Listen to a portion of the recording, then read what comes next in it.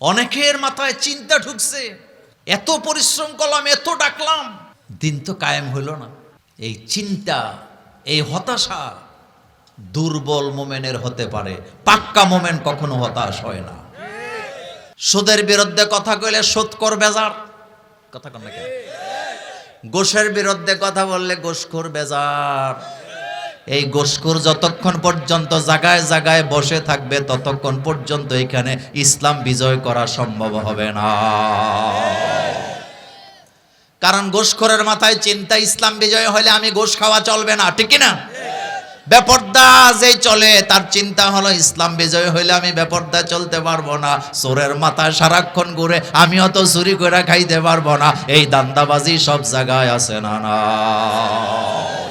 ইসলামের মধ্যে সবচেয়ে ভয়ানক কোন জিনিসটা জানেন? বাপ দাদা করছে, আমি কেন করতে পারবো না? এটা ইব্রাহিম আলাইহিস সালামের সাথে তার গোত্রের লোকেরা বলেছে, নূহ আলাইহিস সালামের সাথে তার গোত্রের লোকেরা বলেছেন, ঈসা আলাইহিস সালামের সাথে তার গোত্রের লোকেরা বলেছে। আপনার আমার নবী মুহাম্মদ সাল্লাল্লাহু আলাইহি ওয়াসাল্লামের যুগে মক্কার কুরাইশের নেতারা একই কথা বলেছে, বাপদাদা করছে, আমরা কেন করব না? বর্তমানেও কিছু লোক আছে বাপদাদা গেছে যেই পথে তারাও যাচ্ছে সেই পথে, হোক সেটা গোমরা, হোক সেটা কোরআনের বাইরের পথ, তবুও তারা সেটাকে ছাড়তে রাজি না। কোরআন আল্লাহ পাক আমাদেরকে দান করেছেন, এটি হচ্ছে হেদায়েতের কিতাব। কোরআন ছাড়া হেদায়েত পাওয়া যায় না, কিন্তু যারা কোরআন পড়বেন তারাই হেদায়েত প্রাপ্ত হবেন, এই ধরনের কোনো গ্যারান্টি নাই। কথাটা কি বুঝে আসে নাই? হেদায়েত পাইতে হলে কোরআন লাগবে। বলেন, হেদায়েত পাইতে কি লাগবে? কিন্তু কোরআন পড়লেই যে হেদায়েত হবে, ব্যাপারটা কি এমন না। কোরআনকে বাংলায় অনুবাদ করেছেন একজন হিন্দু লেখক, এটা আপনারা জানেন। কিন্তু সে কি মুসলমান হয়েছিল?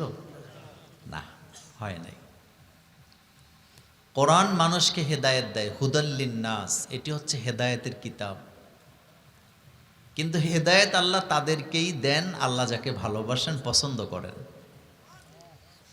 হেদায়েত যদি কপালে থাকে, সে যদি হয় হাফসি গোলাম, আল্লাহ তাকে হেদায়েত দিবেন, জান্নাতের সার্টিফিকেটও দিবেন।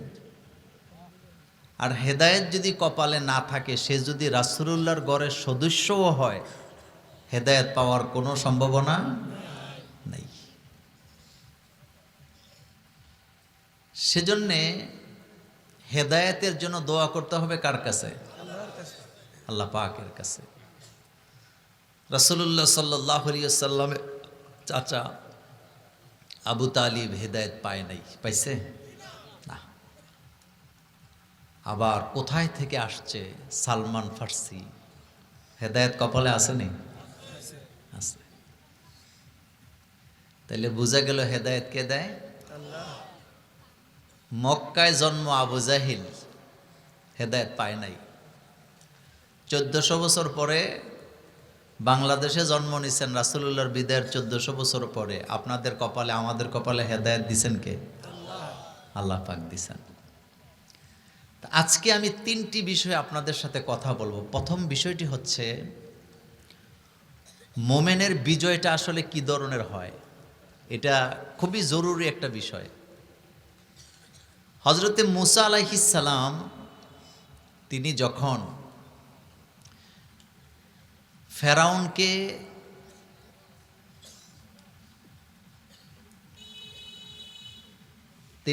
ফেরাউনকে পরাস্ত করলেন বা ধ্বংস যখন হইল, আল্লাহ যখন ফেরাউনকে ধ্বংস করে দিলেন,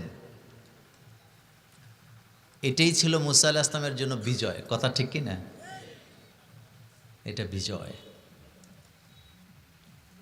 পৃথিবীতে ক্ষমতা পাওয়া মোমেনের জন্য চূড়ান্ত বিজয় নয়, বরং মৃত্যু পর্যন্ত হেদায়েতের পথে টিকে থেকে জান্নাত পর্যন্ত পৌঁছে যাওয়া, এটা হচ্ছে মোমেনের জন্য চূড়ান্ত বিজয়।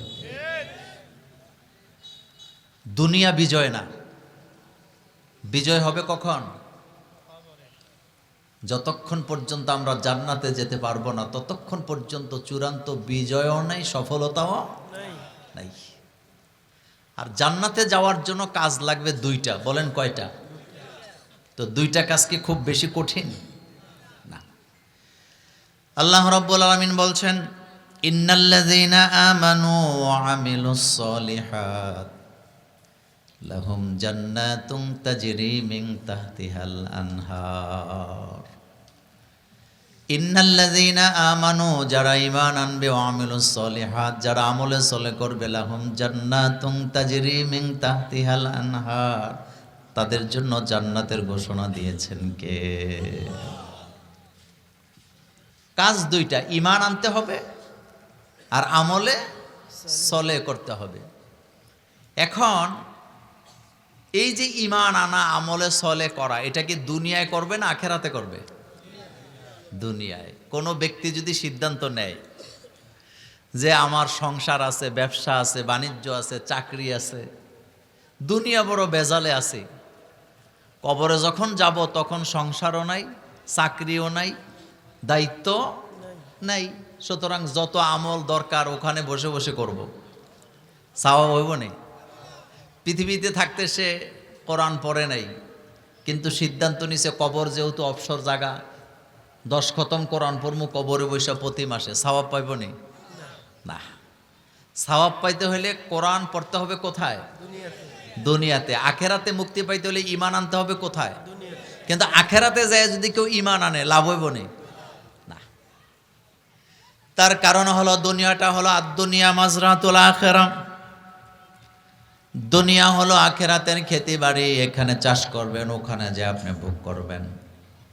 কিন্তু দুনিয়াতে চাষাবাদ না করে আখেরাতে ভোগ করার কোনো রাস্তা নাই। এখানে যদি সামান্যতম আমল করেন, এটার জন্য আল্লাহর আদালতে আপনার জন্য আমার জন্য পুরস্কার আছে না নাই? আল্লাহ পাক বলছেন, ফামাইয়া আমাল মিসকালা যাররাতিন খায়রান ইয়ারা ওয়া মাইয়া আমাল মিসকালা যাররাতিন শাররান ইয়ারা। তুমি যদি ভালো কাজ সামান্যতম করো, এটাও তুমি আল্লাহর আদালত থেকে তোমার পুরস্কার বুঝে নিবা। আর যদি খারাপ কাজ সামান্যতম করে, এটার জন্য আল্লাহর আদালতে শাস্তি আছে না নাই? পথ তো দুইটা, একটা জান্নাত আর একটা জাহান্নাম। জাহান্নামের ব্যাপারে আল্লাহ পাক বলছেন, ইন্না জাহান্নামা কানাত মিরসাদা। জাহান্নাম হলো একটা গোপন ফাঁদ। কেমন গোপন ফাঁদ? জাহান্নামের সকল আযাবের কথা আল্লাহ কোরআনে বলেন নাই, রাসূলুল্লাহ হাদিসও বলেন নাই।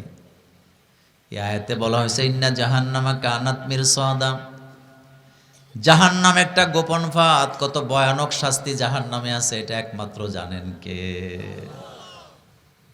আমরা কি জাহান্নামে জ্বলতে পারবো? খামখেয়ালি করে অনেকে। অনেকে কয় জাহান্নামে গেলে কি হইব, পরে তো আবার জান্নাতে চলে যাবে। এত সোজা? 1 সেকেন্ড জাহান্নামের আগুন ভোগ করার ক্ষমতা মানুষের নাই। এখন আপনাদের কাছে একটা প্রশ্ন জানতে চাই, মানুষ সবল না দুর্বল? এত আস্তে কইলে হইব না। মানুষ সবল না দুর্বল? আল্লাহ বলছেন, খলিকাল ইনসানু যায়ীফা। মানুষ আমি বানিয়েছি দুর্বল করে। মানুষ কত দুর্বল! 10 ফিট উপর থেকে পড়লে হাত পা শেষ, সাইকেল অ্যাক্সিডেন্ট করলে শেষ। বেশি কিছু লাগবে না, শুধু জ্বর উঠছে। কি উঠছে? এখন আর আসেনি না শোয়া? 5 বার পাতলা পায়খানা করছে। যুবকের শক্তি আছে না গেছে? হেতে হুতি রইছে। লোকেরা কয় উঠ, কয় পারলে তো উঠতাম, তো শক্তি গেল কই? আহ, কত দুর্বল আমরা, কত দুর্বল! আল্লাহ পাক বলছেন, খলিকাল ইনসানু যায়ীফা। আমি মানুষ বানাইছি দুর্বল কর। কত দুর্বল! সর্দি কাশি লাগলে মানুষ বিরক্তি হয়ে যায়, অসুস্থ হলে মানুষ ধৈর্য হারায়।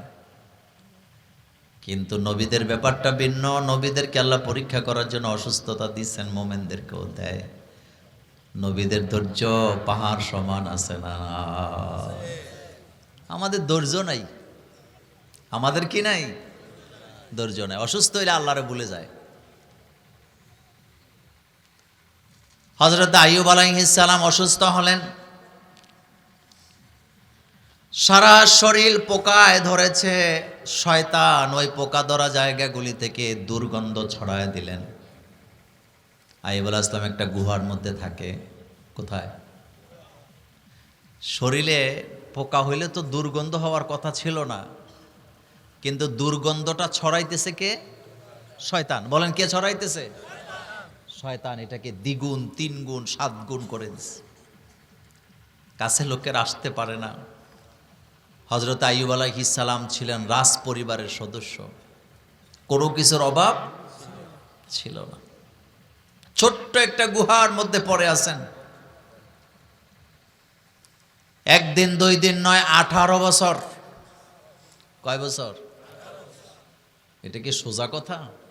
18 বছর, 1.5 যুগ ছোট্ট একটা গুহার মধ্যে পড়ে থাকেন। আর শয়তান তার শরীরের দুর্গন্ধ এতটা ভয়ানকভাবে ছড়িয়ে দিলেন, কিন্তু আল্লাহকে তিনি কোনো অভিযোগ করে না। কেন করে না জানেন? আইয়ুব আলাইহিস সালাম তার স্ত্রীকে বলতেন, আমি কেন অভিযোগ করব? এর আগে তো আল্লাহ আমার রাজত্ব দিছে, আমাকে নেয়ামত দিছে, আমাকে সুস্থতা দিছিলেন।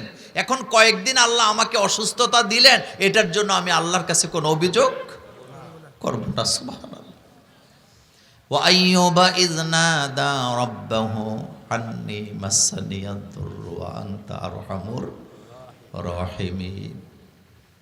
তিনি অসুস্থ, যে আল্লাহ তারে অসুস্থতা দিছে সে আল্লাহকে বলতেছে আনতা আরহামুর রাহিমিন, আল্লাহ আপনি তো দয়ালু। জোরে কোন সুবহানাল্লাহ।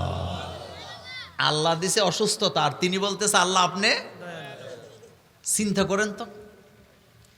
আল্লাহ পাক বলেন, আমার আইয়ুবের কথা আমার এত পছন্দ হলো, আমার আইয়ুব আমার কাছে কোনো অভিযোগ করে নাই, আমাকে রহমান বললেন, ঘোষণা দিলেন। ফাস্তাজাবনা লাহু, আমি আমার আইয়ুবকে সুস্থতা দান করে দিলাম। জোরে কোন সুবহানাল্লাহ। কিছু মানুষ আছে নামাজ পড়ে, ব্যবসায় লস খাইছে, এখন আর নামাজ পড়ে না। আসেনি? জিজ্ঞেস করতেছে, ভাই আগে তো নামাজ পড়তেন, এখন পড়েন না কেন? ভাই নামাজ পড়ে দেখছি, কোনো লাভ নেই, আল্লাহ আমার কথা শোনে না। এরকম বলার আসেনি?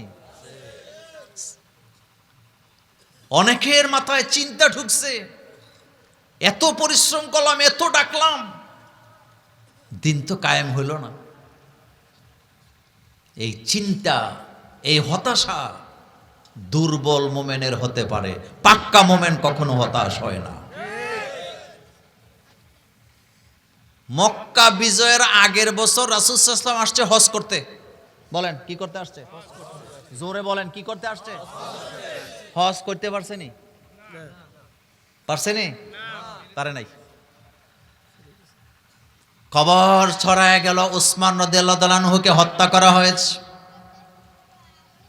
বিশ্বনবী এই কথা শোনার পরে রাগান্বিত হইলেন, ওই ঘটনা আমি বলবো না, আজকে যারা মন খারাপ করছেন তাদের জন্য শুধু এতটুকু বলবো, বিশ্বনবী কোথায়? মদিনা, সেখান থেকে আসছে হজ করার জন্য, কিন্তু রাসূলকে হজ করতে তারা দেয় নাই।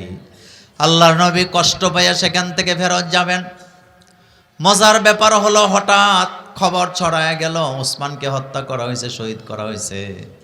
হযরত ওসমান রাদিয়াল্লাহু তাআলা আনহুর হত্যার কথা, শহীদ হওয়ার কথা শুনে রাসূলুল্লাহ রাগান্বিত হয়ে বললেন, আমি মক্কা থেকে মদিনায় ফেরত যাব না ততক্ষণ ওসমান রাদিয়াল্লাহু তাআলা আনহুর হত্যার বদলা নিতে পারবো না যতক্ষণ। কিন্তু এই খবরটা সত্য ছিল না মিথ্যা ছিল? সত্য না মিথ্যা? মিথ্যা। আমার কলেজার ভাইয়ারা, রাসূল হজ করতে পারলেন না।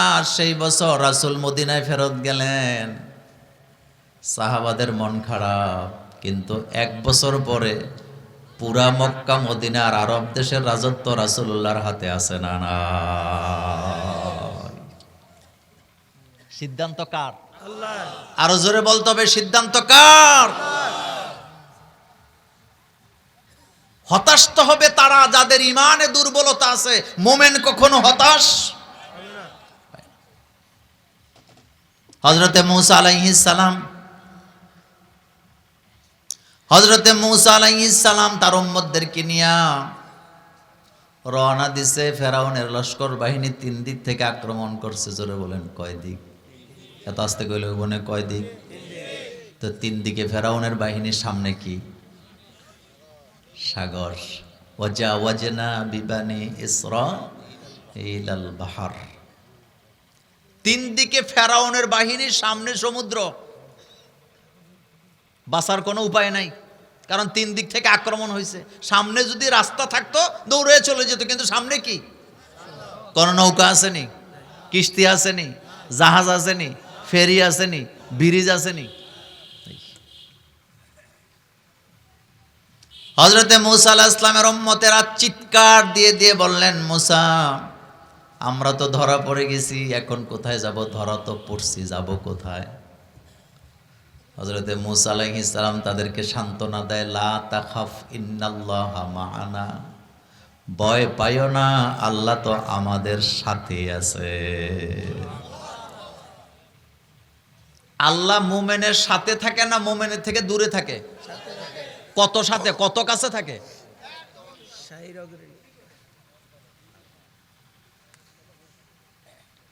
মূসা আলাইহিস সালামের কথা শুনলো তারা, কিন্তু তাদের বুঝে আসে না। মূসা আলাইহিস সালাম বলতেছে, লা তাখাফ ইন্নাল্লাহা মা'ানা। আল্লাহ কয়, মূসা হাতের লাঠি দিয়ে আঘাত করো সমুদ্রে। কি করো? আঘাত করলেন, আল্লাহ রাব্বুল আলামিন সাথে সাথে রাস্তা খুলে দিলেন। সবাই চলে গেলেন নদীর ওই পারে। ফেরাউন তার বাহিনী নিয়ে আইসা দেখে রাস্তা আসেনি, আছে, আছে, রাস্তা আছে, এখনো বন্ধ হয় নাই, কারণ বন্ধ হবে সময় মতো। কথা ঠিক কি না? ফেরাউন তার বাহিনীকে বললেন, সামনে গিয়ে চলো। সমুদ্রের মাঝামাঝি যখন গেছে, আল্লাহকে আমি রাস্তা বন্ধ করে দিলাম। সুবহানাল্লাহ বাইজে। আচ্ছা বলেন তো, ফেরাউন কি জানতো যে একটু পরে তার এই সাইজ করবো আল্লাহ তারে? না।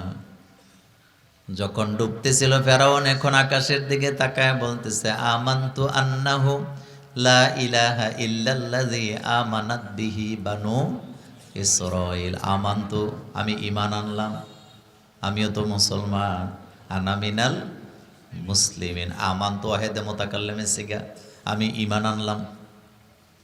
তো ফেরাউন কি একা ছিল না তার বাহিনী ছিল? কিন্তু হেতে বাহিনীর কথা কি নাই?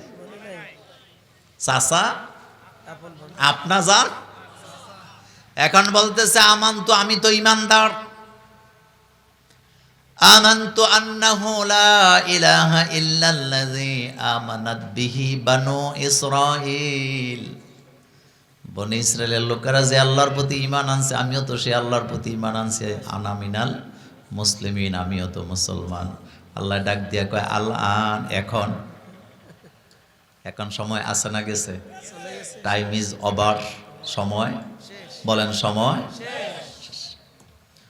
আমার সামনে যারা বসে আছেন, আমল করতে হবে, দুনিয়াতে রোজা রাখতে হবে, দুনিয়ায় নামাজ পড়তে হবে, দুনিয়ায় ঈমান আনতে হবে, দুনিয়ায় ইসলামী আন্দোলনও করতে হবে, দুনিয়ায়। দুনিয়া ছাড়ার পরে কোনো আমল আল্লাহর দরবারে কবুল হবে না।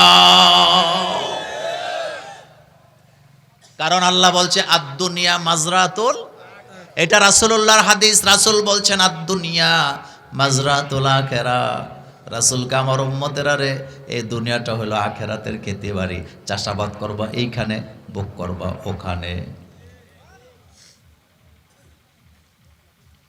আমাদের বাংলাদেশের ছেলেরা সৌদি আরব যায়, যায় না? মাজরা ভিসা, কি ভিসা? আমাদের তিতার অঞ্চলের এক মুরব্বী আমাকে একদিন বলতেছে, মোল্লা ভাই, ছেলেটার জন্য দোয়া করেন, ছেলেটা পবিত্র দেশ সৌদি আরব যাবে। তা আমি বললাম, দোয়া করি, আল্লাহ আপনার ছেলেরে বারাকা দেখো। এত ছোট দোয়া করলে হইবনি। আমি কইলাম, দোয়া কদ্দুর করতে হবে? কয় দোয়া বড় করে করেন। আমি কই কেন? কয় ছেলেটা মাজরা ভিসা পাইছে। কি ভিসা পাইছে? তা আমি বললাম, লোকটা মারা গেছে, সহজ সরল তো গ্রামের মানুষ। আমি বললাম, মাজরা ভিসা কি আপনি জানেননি? কয় না, জানি না, তবে বড় কিছুই তৈব। বলেন মাজরা মানে কি? খেত খামার। সুবহানাল্লাহ। বিশ্বনবী বলছেন, আদ-দুনিয়া মাজরাতুল আখেরাত, দুনিয়াটা হলো আখেরাতের খেতি বাড়ি। এখানে চাষাবাদ করবেন, ওখানে ভোগ করবেন, কবরে যাইয়া নেক আমল করতে পারবেন, কিন্তু সওয়াব পাওয়ার কোনো সুযোগ নেই। কবরে যাওয়ার পরে তাসবিহ পড়লে সওয়াব নাই। আমার রেজওয়ান রফিকি ভাই ওয়াজ করলেন, শুনলাম আমলের ব্যাপারে। আমার কলেজের বাইরে এখানে যদি সুবহানাল্লাহ বলেন, আমল নামা ভর্তি করে নেক পাওয়া যাবে, কিন্তু কবরে যায় সুবহানাল্লাহ বললে কোনো লাভ নেই। এখানে যদি নামাজ পড়েন লাভ হবে, এখানে যদি তেলাওয়াত করেন, রোজা রাখেন লাভ হবে। এক একটা রোজার এত পাওয়ার। এই রোজা হাসরের ময়দানে আল্লাহর বান্দাকে জান্নাতে নেওয়ার জন্য আল্লাহর সাথে তর্ক বিতর্কে লিপ্ত হবে। জোরে কোন সুবহানাল্লাহ। তিনটা জিনিস হাসরের মাঠে আল্লাহর সাথে কথা বলবে, তর্ক করার মতো সুযোগ পাবে। তর্ক মানে কথা বলার। কয়টা? এক নাম্বার সূরাতুল মুলক। কোন সূরা? যারা রাতের বেলা ঘুমের আগে তেলাওয়াত করে, কোন হাদিসে সূরা বাকারার কথাও আছে। এই সূরা আল্লাহর আদালতে তাকে সুপারিশ করবে। 2 নাম্বার, যাদের নাবালক বাচ্চা মারা গেছে। কি বাচ্চা? অ্যাডাল্ট হয় নাই, ছোট বাচ্চা মারা গেছে। ছোট বাচ্চা মারা গেলে আমাদের দেশের মা বোনেরা আসরের নামাজের পরে কিছু খায় না। বাংলাদেশে কুসংস্কার কম না বেশি? আমি মাঝে মধ্যে আশ্চর্য হয়ে যাই যখনই বলি এটা তো কুসংস্কার। কয় তোমরা এখন হুজুররা কত হাদিসই বলেনি। ইসলামের মধ্যে সবচেয়ে ভয়ানক কোন জিনিসটা জানেন? বাপ দাদা করছে, আমি কেন করতে পারবো না? এটা ইব্রাহিম আলাইহিস সালামের সাথে তার গোত্রের লোকেরা বলেছে, নূহ আলাইহিস সালামের সাথে তার গোত্রের লোকেরা বলেছেন, ঈসা আলাইহিস সালামের সাথে তার গোত্রের লোকেরা বলেছে। আপনার আমার নবী মুহাম্মদ সাল্লাল্লাহু আলাইহি ওয়াসাল্লামের যুগে মক্কার কুরাইশের নেতারা একই কথা বলেছে, বাপদাদা করছে, আমরা কেন করব না? বর্তমানেও কিছু লোক আছে, বাপদাদা গেছে যেই পথে তারাও যাচ্ছে সেই পথে, হোক সেটা গোমরাহ, হোক সেটা কোরআনের বাইরের পথ, তবুও তারা সেটাকে ছাড়তে রাজি না। কথা সত্য নেই? স্পষ্ট করে বলে দেয়, হ্যাঁ আব্বা আম্মা সারা জীবন এটা করছি, এখন কি আরেকটা সাফাই দিবা নাকি তোমরা? একথা কোনো মোমেন বলতে পারে না। আচ্ছা বলেন তো, 30 পারা কোরআন একদিনে নাজিল হয়েছে? মক্কায় তো পর্দার আয়াত নাজিল হয় নাই, মক্কায় তো মদ হারামের আয়াত নাজিল হয় নাই, মদিনাতে যাওয়ার পরে নাজিল হয়েছে। কথা ঠিক কিনা? তো সাহাবায়ে কেরাম কি বলছে নাকি যে রাসূল মক্কায় থাকতে তো একদিন ওই আয়াত কইলেন না, এখন কেন বলেন? না, শরীয়ত যখন আসবে তখনই মানতে হবে এটা কার কথা। আগে জানেন না, এখন জানছেন, ওয়েলকাম। হক তালাশ করা, হকটা পাওয়ার পরে বাতিলকে ত্যাগ করা, হকের উপরে মৃত্যু পর্যন্ত ইস্তেকামাত থাকা, এটা হলো মুমিনের সবচেয়ে বড় দায়িত্ব। কথা বোধহয় বুঝাইতে পারি নাই। প্রথম কথা হলো হকটাকে কি করা? তালাশ করা। বলেন, হককে কি করা? সব সময় হক তালাশ করবেন। একজন মসজিদের খতিবের দায়িত্ব হলো প্রতিনিয়ত হক তালাশ করা, মেম্বরে বসে হকটা বয়ান করা, প্রচার করা, হকের উপরে ইস্তেকামাত থাকা, আর যেটা বাতিল সেটাকে কি করা? ত্যাগ করা। কাজ এখানে 4টা। বলেন কাজ কয়টা? সেটা 1 নাম্বার হক তালাশ করা। 2 নাম্বার হকটা পাওয়ার পরে হকটা মেনে নেওয়া, বাতিলকে ত্যাগ করা, আর মৃত্যু পর্যন্ত হকের উপরে কি থাকা? এই জায়গাটা বড় মুশকিল। অটল থাকাটা কি মুশকিল। আপনাদের এলাকায় মানুষ মারা গেলে আগে মৃত্যু মানুষের সামনে একটা বল রেখে চাউল টাকা দিত? এরকম দিত? আচ্ছা, এরকম একটা পরিস্থিতিতে আমি পড়ছিলাম কুমিল্লা মুরাদনগরে গিয়া। কুমিল্লা মুরাদনগর একটা থানা আছে না? ওখানে যাওয়ার পরে দেখলাম মৃত মানুষের সামনে বিরাট বড় একটা বল, বল বুঝেন তো? আচ্ছা, মানুষ কিন্তু এখনো কিন্তু জানাজা হয় নাই, গোসলও করায় নাই, কাফনও পরায় নাই। দলে দলে লোকের আসতেছে চাউল নিয়ে, টাকা নিয়ে, ওই বলের মধ্যে রাখতেছে। দেখার পরে আমি বললাম এই জিনিসটা কি? আমারে ডাইরেক্ট বলতেছে এটাও জানেন না হুজুর হইছেন কীর্তেন।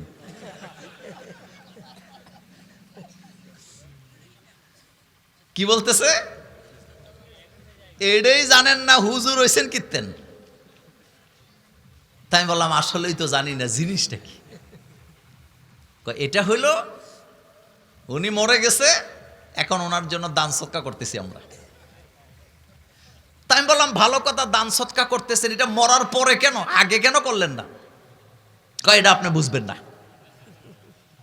আচ্ছা, জানাজায় দাঁড়াইছি, একজন হুজুর এসে বলতেছেন যিনি মারা গেছেন এখন ওনার নামাজের কাফফারার হিসাব হবে।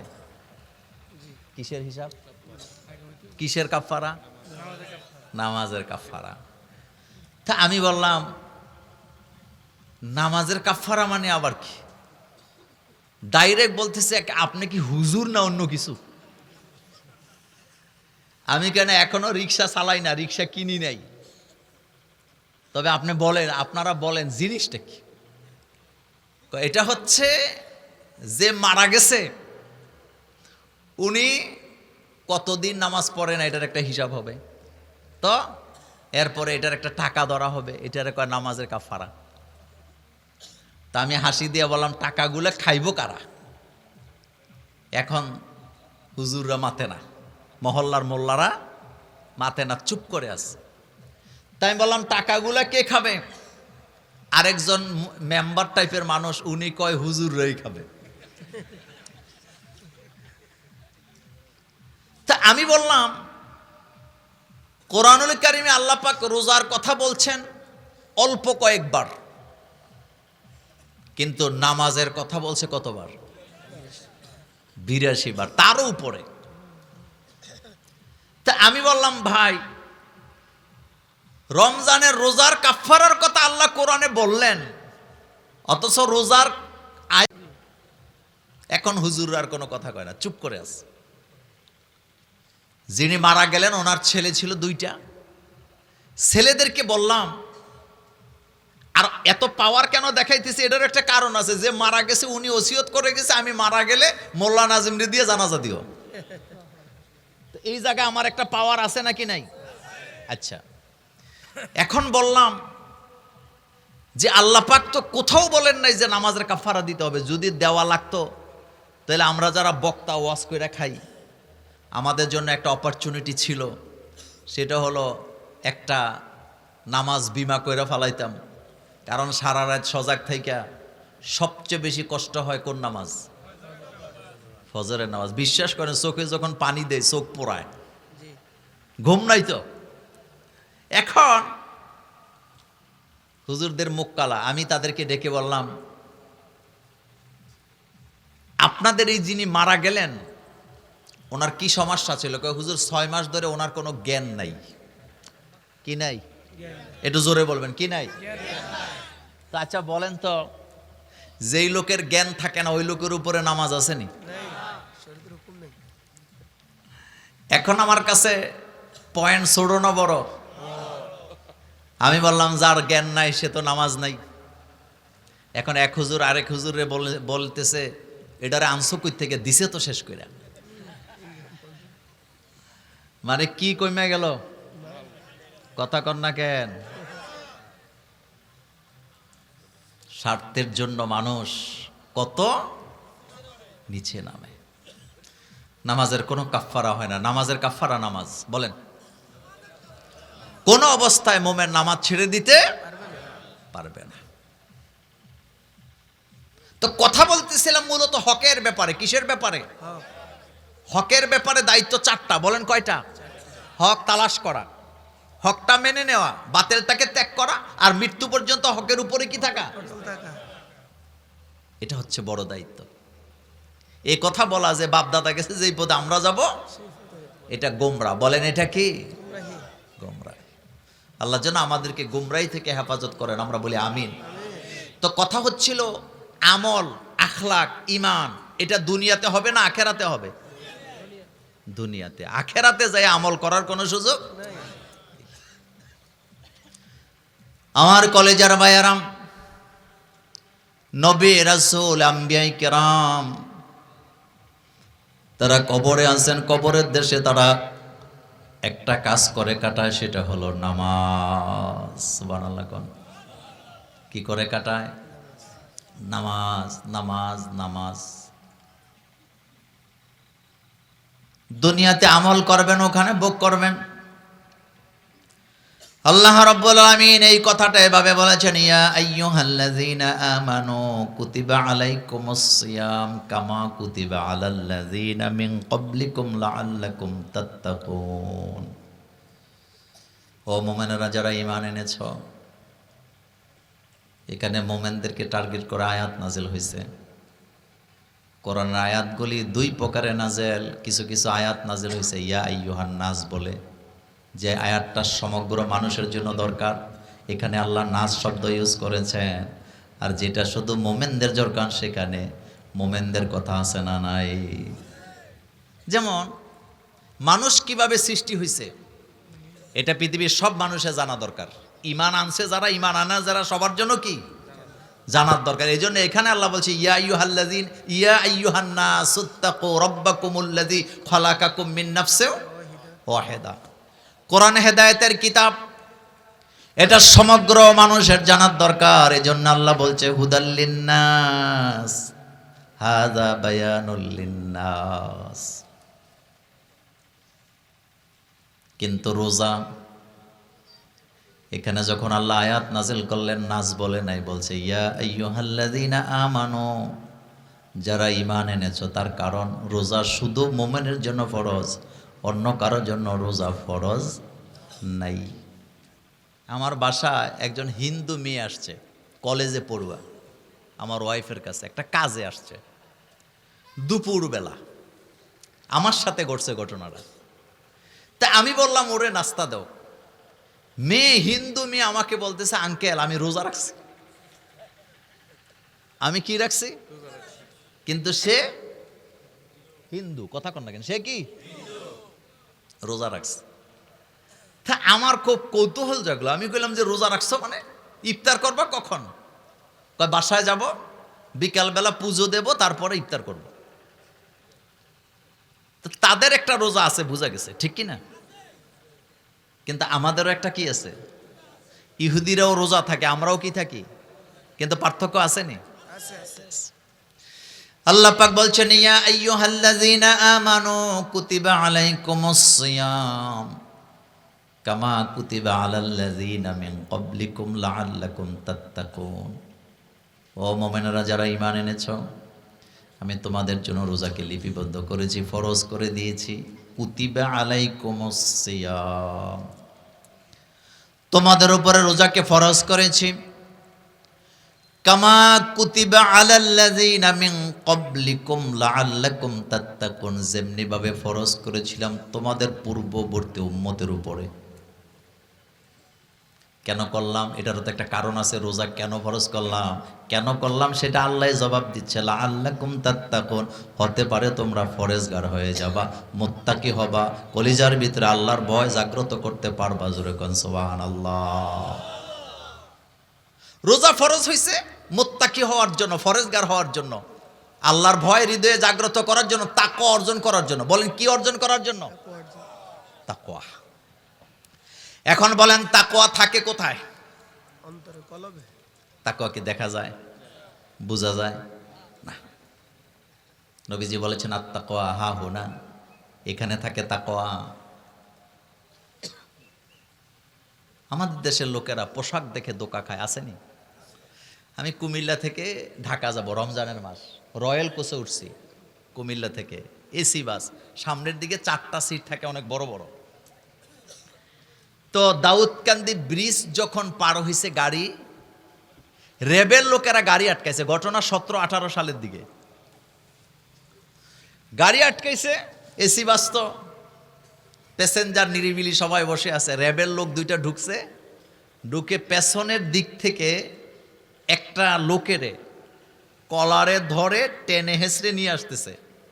লোকটার টুপি সাদা, লোকটার চুল সাদা, দাড়ি সাদা, পাঞ্জাবি সাদা, লুঙ্গি পরে আছে, লুঙ্গিটাও সাদা, জুতাটিও সাদা।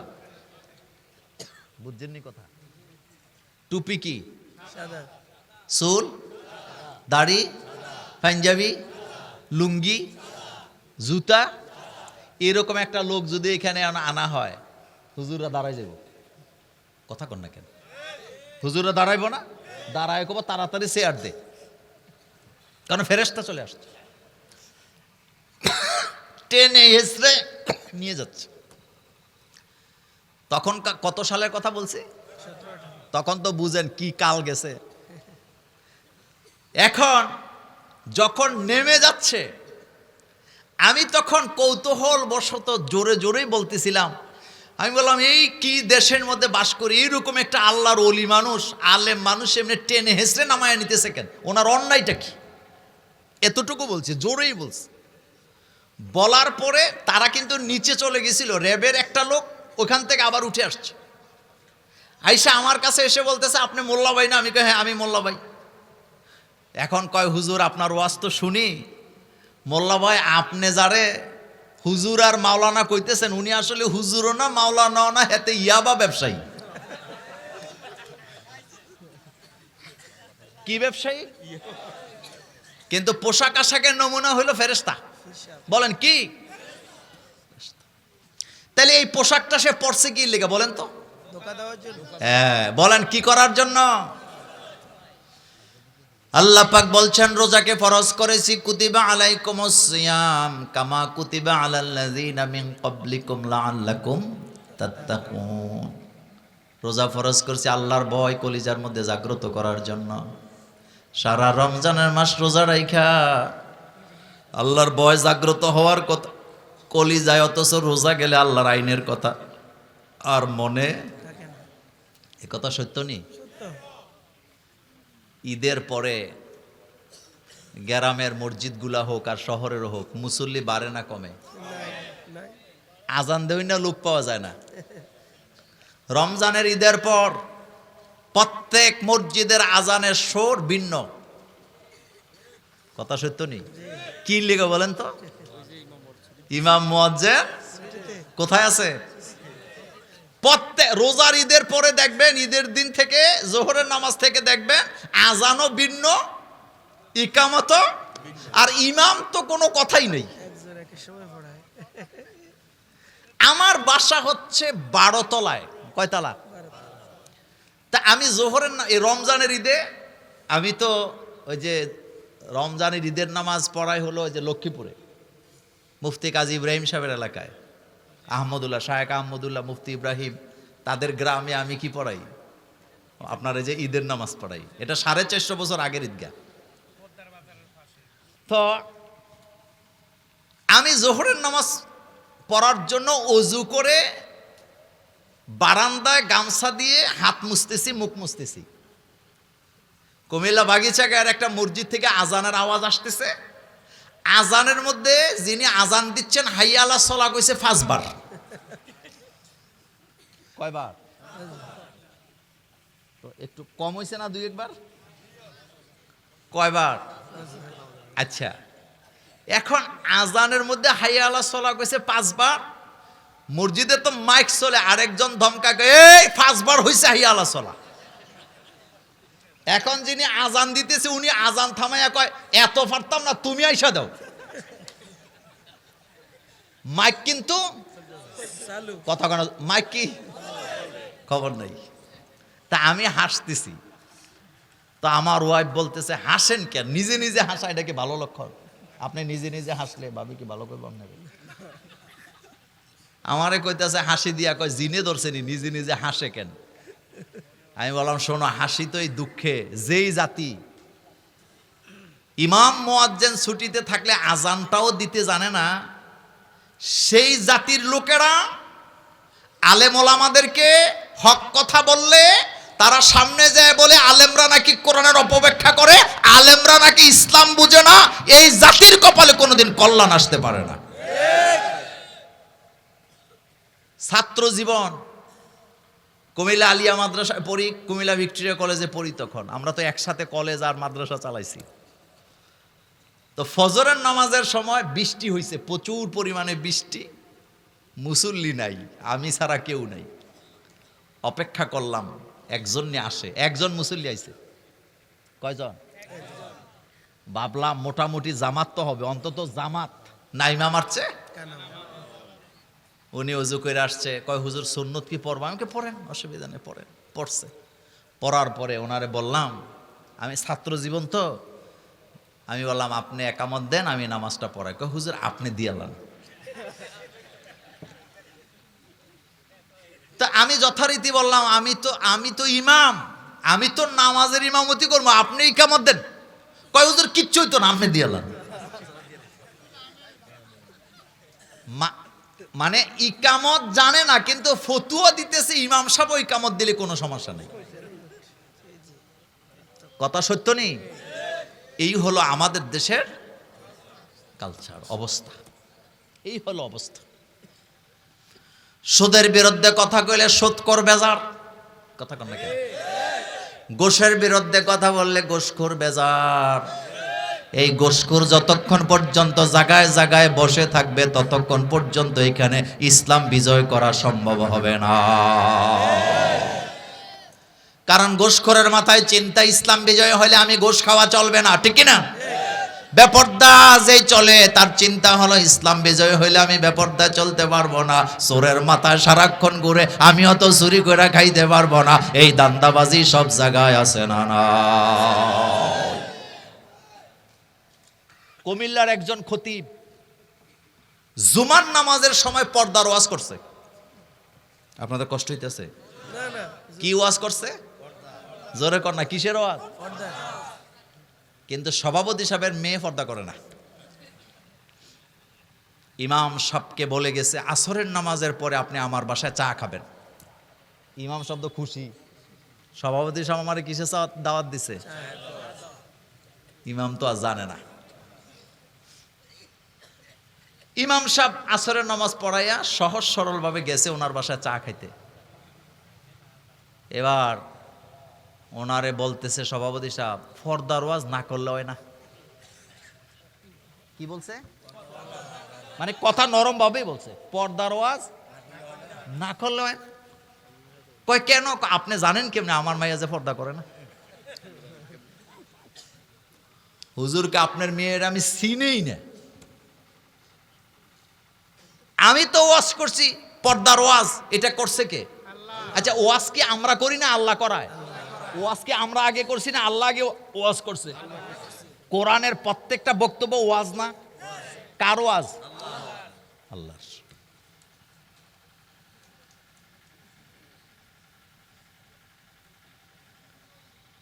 আল্লাহ রাব্বুল আলামিন বলছেন, আমি ওয়াজ করি, উদউ ইলা সাবিলি রাব্বিকা বিল হিকমাতি ওয়াল মাউইজাতিল হাসানা।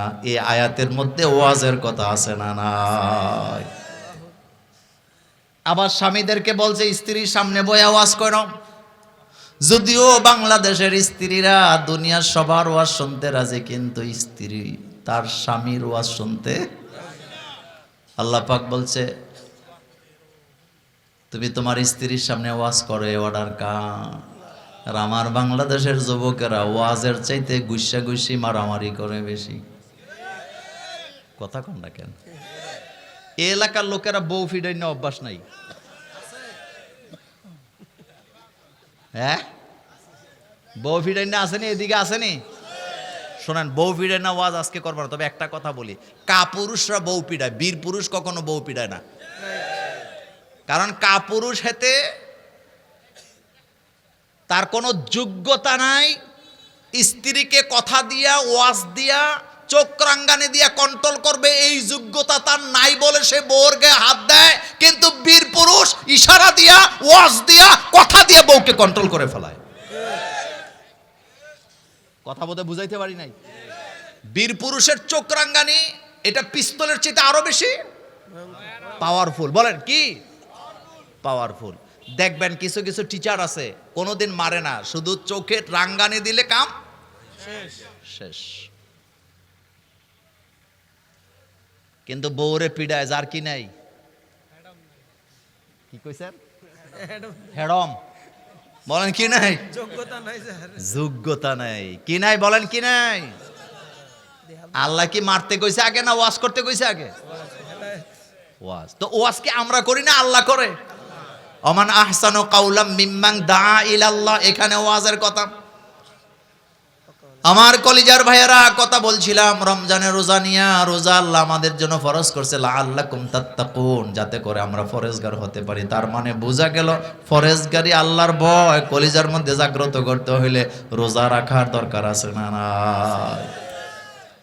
তিনটা জিনিস আল্লাহর আদালতে আপনার জন্য সুপারিশ করবে, তর্ক করবে। 1 নাম্বার সূরাতুল মুলক, 2 নাম্বার নাবালক বাচ্চা যাদের মারা গেছে, 3 নম্বরে রমজানের রোজা।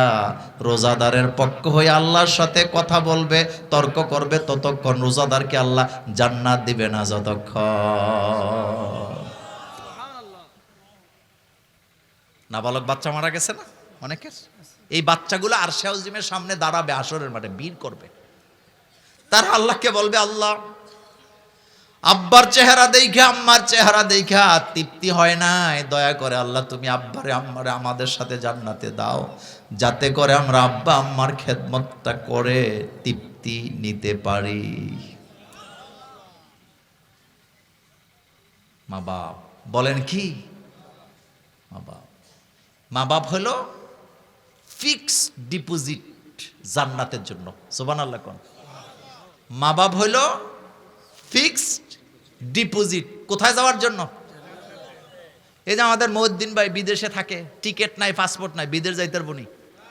এয়ারপোর্টে যায় যদি কয় আপনি দেখেন না নি আমার ফ্যাট কত বড়, বিদেশ খাইয়া খাইয়া ফ্যাট বানাইছি, আরো কত এয়ারপোর্ট আইসে গেছি, সাইরাদের মিয়া সাইডবো নি। কি লাগবে? পাসপোর্ট। বলেন বলেন জোরে বলতে হবে, কি লাগবে?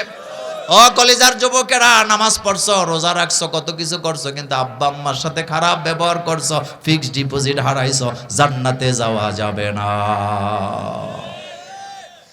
কিছু কিছু পোলাপাইন আছে সবার সাথে ভালো ব্যবহার করে, বান্ধবীর সাথে কথা বলার সময় হেতে কবি হয়ে যায়। কথা কয় না, কি হয়ে যায়? হেতেরে দেখতে দেখা যায় আলা বলা, কিচ্ছু বুঝে না। মানে ওই যে কি বলে, ভাজা মাছটা উল্টে খাইতে পারে না, কিন্তু যখন বান্ধবীর সাথে কথা শুরু করে তখন জীবন আনন্দ দাস।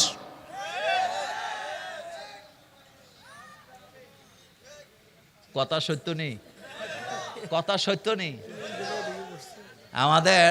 আমার এক ক্লাসমেট ছিল ভিক্টোরিয়া কলেজে থাকা অবস্থায়, তো হেতে ফ্যাম করে, বুঝেননি? কথা কয় না, কি করে? কিন্তু তারে দেখলে আপনি জীবনও বিশ্বাস করো আর তে এই কাম করতারে। সবসময় ক্লাসের মধ্যে চুপচাপ থাকতো, কথা খুব কম বলতো, চালাকের মতো লাগে না, বোকাও লাগে না, মানে নর্মাল ভাবে এমনভাবে চলে মনে হয় যেন কিছুই বুঝে না। তো ক্লাসমেট যেটার সাথে প্রেম করে এটাও ক্লাসে, একই ক্লাসের। তা আমি একদিন, আমারে আবার সবাই হুজুর কইতো তখন থেকে। আমার জীবনে আমি কলেজে পড়লেও এই লম্বা পাঞ্জাবি কোনো সময় খুলি নেই। এই লম্বা পাঞ্জাবি আমি জীবনে কানিকাটা পাঞ্জাবিও পরি নাই, আমি সব সময় লম্বা পাঞ্জাবি। তা আমি দুষ্টামি করে ক্লাসমেট তো বললাম, তুই এত আলা ভোলা মানুষ, আলা ভোলা বুঝেন তো আপনারা কি করেন, হাবলা টাইপের মানুষ, তুই ফ্যাম করস কেমনে? তো মাইয়া কয়, মোল্লা হুজুর যতটা হাবলা বাবলা মনে হয় আসলে এত হাবলা না, চালাক আছে। হেতে মা বাপের সাথে কথা বলার সময় সুন্দর করে কথা বলতে পারে না, মা বাপের সাথে আচরণ করার সময় নম্র ভদ্র আচরণ করতে পারে না। এই ছেলেটাই যখন মোবাইলে পিরিতি লাগায়, ঘন্টার পর ঘন্টা ভদ্রতায় নম্রতায় এমন ভাবে কথা বলে যেন গোলাম তার মনিবের সাথে কথা বলতেছে। তো বান্ধবীর সাথে নম্র ভদ্রভাবে কথা বলে জান্নাত পাওয়া যাবে নি? আসতে কয়। কিন্তু মা বাপের সাথে নম্র ভদ্রভাবে কথা বলে কি পাওয়া যাবে? এত আসতে বললে হইব না, কি পাওয়া যাবে? এ কথা মোল্লার না আল্লাহর? এটা মোল্লার কথা না আল্লাহর কথা? কসবা, ব্রাহ্মণবাড়িয়া কসবা, একটা মাহফিলে গেছি। নায়ক, মানে নায়ক বলতে যা বুঝায়, স্মার্ট একটা ছেলে আমার কাছে আইসা কয়, হুজুর একটা সেলফি তুলব। তা আমি দুষ্টামি করে বললাম, সেলফি তুলবি তুই এত সুন্দর কেন? কয় হুজুর আল্লাহ বানাইছে। আমি কে ফ্যাম ট্যাম করস নি? কয় আপনার সাথে মিছা কথা কমু না, মাত্র 2টা করি। মাত্র কয়টা? তা আমি বললাম তুই আর কয়টা দরকার? চিন্তা করেন, ছেলে কয়জন, ফ্যাম লাগাইছে কয়টা, এরপরও কয়, মানে মনে হয় যেন হাতে চেক বই লেখতেছে। মানে 50 টাকা হইলেও মাত্র, 50 কোটি হইলেও। হাসার জন্য বলি নাই যুবক, আচার আচরণ, কথা বলার সময় বন্ধু বান্ধবের সাথে জোরে কথা বললে গুনাহ হওয়ার কোনো সম্ভাবনা নাই। কিন্তু একটা জায়গায় আছে, তাদের সাথে জোরে কথা বললে জান্নাত আর কপালে পাবা না। সেই জায়গার নাম হলো মা এবং বাবা। এ কথা কি আমার না আল্লাহর? আল্লাহ রাব্বুল আলামিন বলছেন, ওয়াকাদা রাব্বুকা আল্লা তা'বুদু ইল্লা ইয়্যাহু ওয়া বিল ওয়ালিদাইনি ইহসানা ইম্মা ইয়াবলুগান্না ইনদাকাল কিবারা আহাদুহুমা আও কিলাহুমা ফালা তাকুল লাহুমা উফফিন ওয়ালা তানহারহুমা ওয়া কুল লাহুমা কাওলান কারীমা। আল্লাহু আকবার। ওয়া কুল লাহুমা কাওলান কারীমা, এই দুইটার সাথে আবেগ দিয়া, মর্যাদা দিয়া, ভালোবাসা দিয়া, ভদ্রতা দিয়া, নম্রতা দিয়া কথা বলবি। এই অর্ডার কার? অকুল্লাহুমা, কথা বলবি যখন কাউলান কারীমা, আবেগ দিয়া, মর্যাদা দিয়া, ভদ্রতা দিয়া, সর্বোচ্চটা দিয়া কথা বলবা। এই অর্ডার কার? কাউলান কারীমা, কথা বলবি নম্রতার সরে, ভদ্রতার সরে, আবেগ দিয়া, ভালোবাসা দিয়া কথা বলবি। এই জায়গাটা হলো আব্বা এবং আম্মা। সুবহানাল্লাহ। ইম্মা ইয়াবলুগান্না ইনদাকাল কিবারা আহাদুহুমা আও কিলাহুমা, মা বাপ যদি বুড়া বয়সে তোমার কাছে থেকে যায়, একজন অথবা দুইজন, কখনো দুইজন থাকে, কখনো একজন থাকতে পারে। সব চলে, আনন্দ চলে, ফুর্তি চলে, টেলিভিশন চলে, বিল্ডিং বানানো চলে, পিকনিকের খরচ চলে, কত অপচয় করে, ওয়াইফাই লাইনের টাকাও চলে। শুধু আব্বা আম্মার বেলা 1 বছরে একটা জামা কাপড় ছাড়া দিতে পারে না, এমন কপাল পড়ো বাংলাদেশে আছে না? না, তবে আপনাদের এলাকায় নাই। সুতরাং এই জায়গায় কোনো কনসিডার নাই। তো কথা বলতেছিলাম, রোজা আসছে তাকওয়া অর্জন করার জন্য। বলেন কি, আর কি অর্জনের জন্য? তাকওয়া। আর তাকওয়াটা হলো আল্লাহর ভয়, এটা নিখুঁত, এটার মধ্যে কোনো ভেজাল থাকতে। এবার একটা দৃষ্টান্ত দিয়ে আলোচনাটা শেষ করব। সেটা হলো রমজানের মাস। আপনাদের গ্রামের নাম কি? নাওতলা। নাওতলা। মসজিদ আছে না? হ্যাঁ, দুইটা আছে। 2টা। মসজিদের বারান্দায় 100 লোক নিয়ে ইফতার মাহফিল। তো ইফতারের এখনো 20 মিনিট বাকি আছে। কয় মিনিট? 20 মিনিট। আমি আপনাদের এনে হাজির ইফতার করার জন্য। এসে বললাম, আপনারা আমারে চিনছেন? আপনারা, হ্যাঁ আপনি তো মোল্লা ভাই। তা আমার তো অনেক ক্ষুধা লাগছে, আপনারা আমারে ভালোবাসেন, আমাদের কথা শুনেন। আজকে কত জায়গায় তো আল্লাহর আইন মানি না। আজকের ইফতারিটা আমার সৌজন্যে 20 মিনিট আগে হবে। গুনা টুনা যা হয় এটা আমার, আপনাদের কোনো সমস্যা নেই। আপনারা রাজি হইবেন নি? গুনাটা আমি নিলে রাজি হবেন না? আপনারা কি বলবেন? যে কষ্ট কইরা রোজা রাখছি, কার বয়ে? আপনার যদি বেশি ক্ষুধা লাগে আপনি খাই এলান, কিন্তু আমরা রোজা ভাঙবো না। আপনাদের এই থানা একজন ওসি আছে না? ওসি যদি আয়া কয়, কত জায়গায় তো ইসলাম মানো না, ইফতারির 5 মিনিট বাকি, আমার অর্ডার 5 মিনিট আগে ইফতার করবা, এবার বোধ রাজি হইবেন? আচ্ছা, ওসি যদি কয় ইফতার না করলে মামলা দেবো, এবার করবেন নি? না। বারুদের মতো জ্বললে উঠবে, মুরব্বীরা বারুদের মতো জ্বললে উঠবে। কব ফাজলামি করো মিয়া, রোজা রাখছি আল্লাহর জন্য, আল্লাহর ভয়েতে এত কষ্ট করে রোজা রাখছি, 5 মিনিটটা 5 সেকেন্ড আগেও ইফতার করা হবে না, কারণ আল্লাহ বলছে সূর্য ডুবার পরে ইফতার করব, সূর্য ডুবার পরেই করব, এর 1 মিনিট আগেও ইফতার করা হবে না। এই যে জিদ ধরলেন, এটা তাকওয়া। বলেন এটা কি? অর্থাৎ আল্লাহর আইন যেখানে অমান্য হয় ওই জায়গায় বীরের মতো সীসা ডালা প্রাচীরের মতো দাঁড়ায় থাকা, এটা তাকওয়া। বলেন এটা কি? তাকওয়া।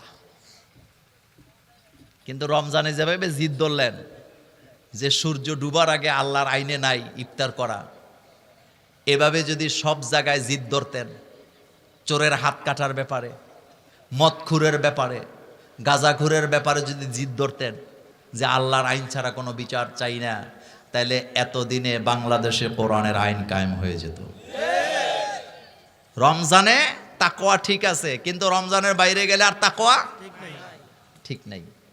রমজানের শেষ 10 দিন সবে কদর তালাশ করার কথা। কি তালাশ করার কথা? পুরুষগুলা এতেকাফে বয় মসজিদে, আর যা বেতন পাইছে সব টাকা বউর হাতে দিয়া যায়। রমজানের শেষ দশকে পুরুষেরা মসজিদে যাইয়া সবে কদর তালাশ করে, আর মহিলারা মার্কেটে মার্কেটে ঘুইরা ভালো জামা কাপড় চয়েস করে। তাকওয়া আসেনি? এত আস্তে গলে বনে তাকওয়া আসেনি? আর মহিলাদেরকে মাশাআল্লাহ আল্লাহ এমন জ্ঞান দিছে, সবাই খারাপ এটা বলি নাই। কোন পুরুষ যদি রমজানের ঈদে 300 টাকার জামা 250 টাকা দিয়ে আনে, এরপরও ঘরে গেলে খুব এটা দাম হয়েছে। আর মহিলারা যদি 300 টাকার জামা 700 টাকা দিয়ে আনে, এরপরও সাফা মেরে গোবা আমারটা সস্তা হয়েছে। কথা কন না কেন? কথা সত্য নেই? যারা মাইয়া বিয়া দিছেন রমজানের ঈদে, মাইয়ার শ্বশুর বাড়িতে জামা কাপড় উপহার দেওয়া লাগেনি? লাগে। আপনি পুরুষ, আপনি কিনতে গেলে কেউ পছন্দ করবে না। আপনার ঘরের মহিলারা কব তুমি ফাইতে না, তো কে পারবো? আমরা ফাইতাম। কথাগুলো সত্য না মিথ্যা? এই হলো তাকওয়া। এটা কি? তো এটার নাম তাকওয়া? তাকওয়া মানে হলো সব জায়গায় ভয় করতে হবে কাকে? আল্লাহকে। আজকে আর যেতে চাই না। আমি কথা বলছি, আজকে আমি আসলে অসুস্থ, গতকালকের থেকে জ্বর এবং গায়ে প্রচণ্ড ব্যথা। এই স্টেজে উঠার আগেও ওষুধ খাইয়ে উঠছি, প্রচণ্ড ব্যথা শরীরে, হতে পারে ভাইরাস জনিত কারণে। তো আজকে আর সামনের দিকে যেতে চাই না। আমি আপনাদেরকে নিয়ে ভবিষ্যতে যদি আল্লাহ বাঁচায় রাখে আবারও কোথাও দেখা হবে।